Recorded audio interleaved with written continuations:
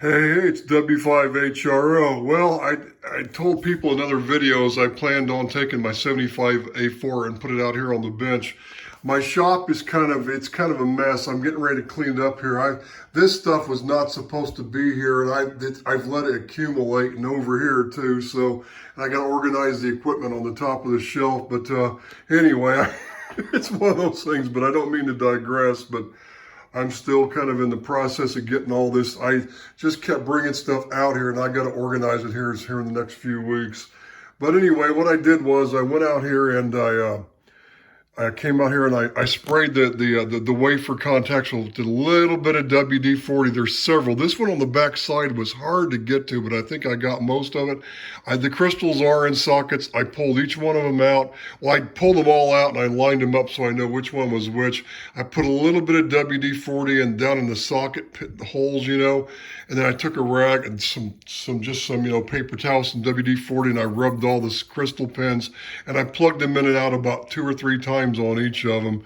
So I got that done. So now what I'm going to do is I'm going to hook the speaker back up, the speaker that was made for this receiver. It's not the one I'm going to be using, but I'm going to hook it up and I'm just going to, check it out and make sure everything's working, because what was happening was when I'd go to like 20, it would be okay, but sometimes I'd go to 15 and it wouldn't work, and I'd have to keep something. And I think it's just dirty contacts or it's just crystal pins or something. So I've done that. So I'm going to fire this up here in just a few minutes and see what it does now. So I'm going to stop the video and then I'll start it back up again when I have this thing turned up right and I have the speaker hooked up and have it powered up and going. Okay, I've had this thing on. I did another second video, but I didn't like the way the direction it went, so I just, I'm redoing it now. It's late in the evening now. It's dark outside. It was early when I first started this project. But anyway, it's been on, and I was tuning around. I stuck it on 11 meters just to see. I've got a clip lead going up over, clamped to that transmitter for an antenna. I was just kind of horsing around here, but all the bands now seem to come up. They're not going intermittent. So there's 10 meters, there's the one. There's not going to be anybody on 10 right now. Well, there might be, but I'm not going to tune around and find out. And there's, I was getting some 10 meter CW on the CW portion earlier, but there's the antenna trim there. And but they're not going intermittent, so I guess WD-40 arising the wafer contacts and the crystal socket pins and the socket pin connections. Looks like it may have fixed the problem, so it's not intermittent. But what I'm going to do is I'm going to turn this thing off here in a little bit. I'm going to let it get real cold out in the garage all night. Then I'm going to come out in the morning, turn it on, let it warm up a little bit, then see what happens. So I'm just going to keep playing with it at least throughout part of tomorrow. I want to make sure I fix the problem. And it looks like it's gooder than snuff now. There's 75. I think these fluorescent lights up here, it causes, I don't have a ground on the receiver except for it's plugged in the wall outlet. But anyway, looks like it's working okay. But this receiver's that one guy restored back east, that guy that was well known for restoring these things. He did this. What's his name? Howard Mills. That's who did this one. The only thing is, though, you might remember my previous videos where when I first got this thing, it was jumping around on frequency and I had some oscillation problems with the IF gain. It was oscillating into the speaker, and then I finally got that all to clear up. And I'll go into, there's something else on that in a minute. But when I was moving this guy around for upper and lower sideband, it was jumping around really bad on frequency. So I got to look and I probed around with my voltmeter. I took one I don't know if it was that voltmeter or the one I had before that, but I probed around and I clipped it to the high voltage to ground. And every time it would jump around like that, the high voltage from the power transformer, the supply was jumping up and down quite a bit. I'm like, oh, something's going on here. So then I started looking, and he didn't change that big high voltage filter electrolytic. So I changed it with the exact same value, microfarad value capacitor with the brand new one. And the voltage actually came up a little bit, the high voltage. And this thing stopped jumping around. It solved the problem. But what it did is it threw the calibration off. So tomorrow, the last thing I got to do is I got to go through the manual, figure out how to align this. Because when I go to upper sideband, it's like way over here. It's like it can't go far enough now. Before it was like right in there somewhere. And the lower sideband shifted a little bit. And I'm not sure when I'm on AM, when I'm not on the CW, if center is center anymore. So I've got to align that. That seems to be the only thing that's off.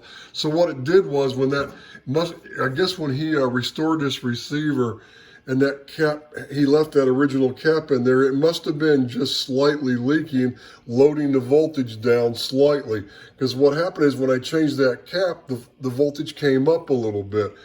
So he basically, when I first got this thing, all the alignment, everything was spot on. It was just jumping around once in a while. And then when I would do this, it made it worse. And it was because that cap was leaking. It was starting to really short the output of the high voltage supply down the ground, and it was killing it. And that's what was happening. So changing that cap solved the problem. I just have to realign it now because it was spot on, but it shifted everything after I replaced that cap.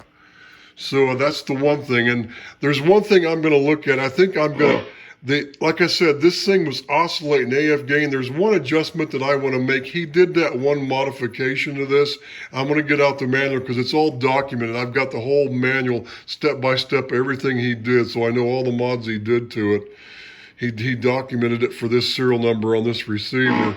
So anyway, but I've got to figure out, there's one adjustment I want to make, the one resistor. And I think I'm going to put a 10K at the grid of the last stage to stop any future oscillations, because it went away. I think it was just cold, and once the receiver got warmed up and I started using it after I got it from the guy, because it traveled from someplace, I think it was Michigan or Ohio or something, or maybe it was Indiana, and it was on that FedEx truck for the whole weekend, and it was probably like below zero or close to it in some states, you know. So this thing sat, and it took like until the next morning, that oscillation finally cleared up. I think the caps were just stone cold or something. So once it got back up the room temp and I started using it, that's why I kind of want to leave it out here in the cold shop here all overnight. I want to see what happens in the morning when I come here and turn it on. I want to see if I have any problem with that again. But I am going to add that 10K resistor in the grid of that last pot. And I think I'm going to, I need to make sure there's a couple of coupling caps I think Collins recommended you replaced in here. And I'm not sure he did it on. I need to look at those two coupling caps because they're known bad caps that start leaking. So I want to make sure those are okay. If the original ones are in here, I'm going to swap those out. So I'll probably do that and add that 10K resistor, and I'm going to align this pot or align this adjustment so I get the upper sideband so it's back over here somewhere again, and the lower sideband's not too far off. But I just don't know if center's right when you're not on sideband or CW, but I know upper sideband's way the heck off. So I'll get that fixed too tomorrow. So that's all for now. Then I guess I'm gonna go ahead and I might attach it. I'll go ahead and I'll just attach it. When I get it back inside, get it all hooked up and running, I'll attach it to this video. Then I'll just upload this one video. So stand by for the next part here. To you, it'll be the blink of an eye. Hey, see, it was a blink of an eye, wasn't it? The only unfortunate thing is that I thought I'd have this thing in the shack by now, but last night, this is the next day, of course, and last night when I did the last part of this video that I've been making, I was sitting here and I clicked it. I think I was on 15. I think I was on 10, and I went to 11 and it was dead again. Like it sometimes gets intermittent. I went to 15. It's fine. I went back to 11. It's fine. It's probably still dirty contacts on that rotary switch. But the funny thing is, I was sitting here a little while ago listening on 15 like that. And it was on for maybe 20 minutes, and I came back out here. I was standing here, and all of a sudden, the reception went out. And I went, what? And I clicked this switch, came back, and it was back. So it just all of a sudden dropped out while I was standing here. So I need, it's either a dirty contact on the wafer still. It might be that one in the very back that I couldn't get to very well. I may have to take a syringe with a needle and try to get, there are some plugs in the back of the thing you could pull out so you have better access. I didn't do that. I might do that so I could get it squirted in there a little bit with a brush and clean, get a little bit of lubrication and the WD-40 on there so it'll start making good electrical contact again. But that's the best stuff to use. Just little dabs of it here and there.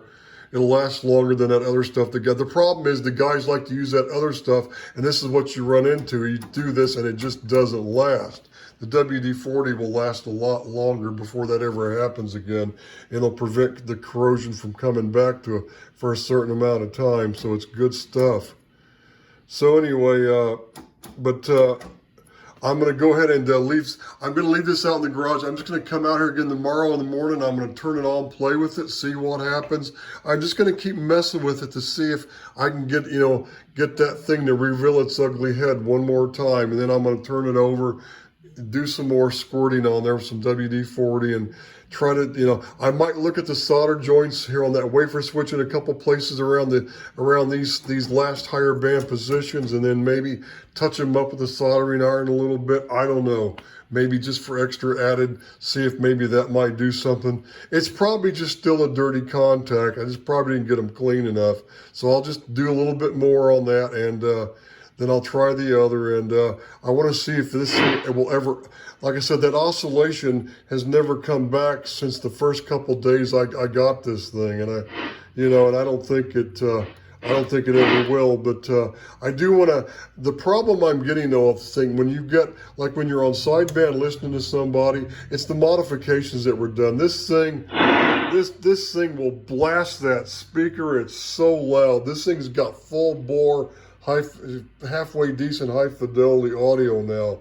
It's just the problem is when you're in the shack, because I had that speaker that was this speaker on top of this thing. It was right next to my head when I was listening to it. So I'm gonna have that speaker down the floor and it won't be so bad. But the problem is sometimes when you just turn it down to where it's not very loud, when you're listening to somebody like on sideband, it's all distorted. It has something to do with the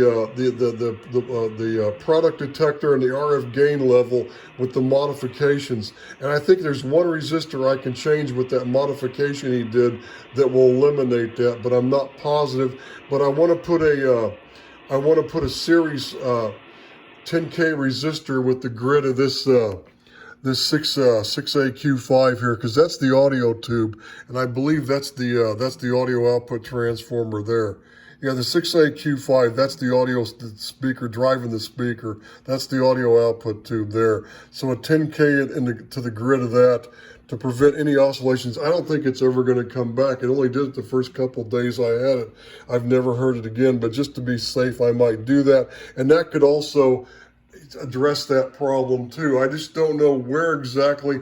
I think I know which resistor on the circuit that he did when he modified this to alter that a little bit. If not, I'll have to just try that. I'm gonna put that 10K resistor in series first with the grid of that output tube just to see what happens, and it should still be plenty loud enough, and then I'll see. It could have made that problem worse, and I may have to reverse it on that, changing that resistor on that other part of the circuit I was telling you about to fix it the other way. But there's just a little tweak that I want to make to this. That's the only issue, is when you turn the volume down real low, it's like it doesn't want to detect the audio when you're listening to somebody on sideband. It starts getting distorted, like you're listening to somebody on sideband, but you're listening on AM. That's what it starts to sound like you don't have a sideband reception. So, but it's only when the AF gain is turned down really low. One more thing, I was looking at this thing. See that where I told you when I fixed the voltage on this thing, the high voltage, when I changed that change that cap out, that high V filter cap, which doesn't, the voltage doesn't jump around anymore, and it stabilizes that erratic behavior, that passband tuning. Well, see, that knob and that shaft goes into this thing. See that right there? And I believe those are the two adjustments right there for the upper and lower sideband. I just got to look at the manual, but that's going to be where I'm going to be tweaking. So I just need to retweak that. And it's funny because you turn that knob around, see that strap? That PTO rotates like this. It goes back and forth, and the movement is exactly the same both directions. So I think all I'm going to have to do is adjust those two cans there, those two pots, those two, what are those, variable capacitors in there? It looks like it. And I don't know if I have to adjust one more, maybe to center it first. I don't know. I just have to look at the manual. I'm just going to look at that alignment spot right there. I'm not going to align anything else. Just this. This is the only thing that got out of whack, was this thing right here. Once I stabilize that voltage, replacing that cap. So that should be an easy adjustment. I just need to figure out why this thing keeps wanting to go intermittent at random. It's way better. It was doing it all the time before I sprayed it. So it's probably, I probably should have cleaned the contacts with acetone with the brush first, then put WD-40. But I thought, well, they weren't that bad, and the guy did it, originally when he restored this thing. So I should have just need to, put the WD-40 to help it out, to stop it from happening. So anyway, we'll see what happens. A little bit more cleaning, and then maybe some touch-up. Maybe there might be a cold solder joint in there somewhere. So I just need to look at it and touch everything up if need be. So I guess I'll make this the last video here, and then when I eventually get this thing all fixed up and I get it back in the shack, I'll do one more finalized video when I have it hooked up to that big speaker in that cabinet down on the floor now. So that's all for now. This is W5HRO on the 75A4 receiver cleaning and little tweaks here to get to where I can use it this winter like I want to. 73s.